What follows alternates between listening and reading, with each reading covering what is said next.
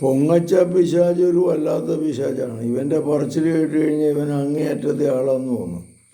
എനിക്ക് ഒരു 6 ആനയുണ്ട്, വീട്ടിൽ 4 നില കെട്ടിടമാണ്, പിന്നെ നല്ല പിന്നെ എനിക്ക് മക്കളൊക്കെ അങ്ങേയറ്റത്തെ മറ്റേ ദുബായിലും അമേരിക്കയിലുമൊക്കെയാണ് പറഞ്ഞു കേട്ട്. പിന്നെ ചോദിച്ചു വരുമ്പോഴാണ് ഇവന് ഭാര്യ ഉപേക്ഷിച്ചു പോയി, പിള്ളേരും ഉപേക്ഷിച്ചു പോയി, ഇവനാകെ കള്ളുപിടിച്ച് നടക്കുക എന്നുള്ളത് മനസ്സിലാവണം. ഇങ്ങനെ പൊങ്ങച്ചാൻ പറയണ പിശാചുണ്ട്.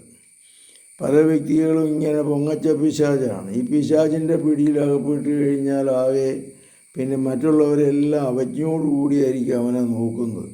ആദ്യം ഇവൻ പറയണ കേൾക്കാനൊരു രസമുണ്ടാവും, അത് കഴിയുമ്പോൾ പിന്നെ ഇവനെക്കുറിച്ചൊരു മോശമായ അഭിപ്രായം ഉണ്ടാകും. കർത്താവേ, പൊങ്ങച്ച പിശാചിനെ അങ്ങയുടെ സന്നിധിയിൽ സമർപ്പിക്കുന്നു.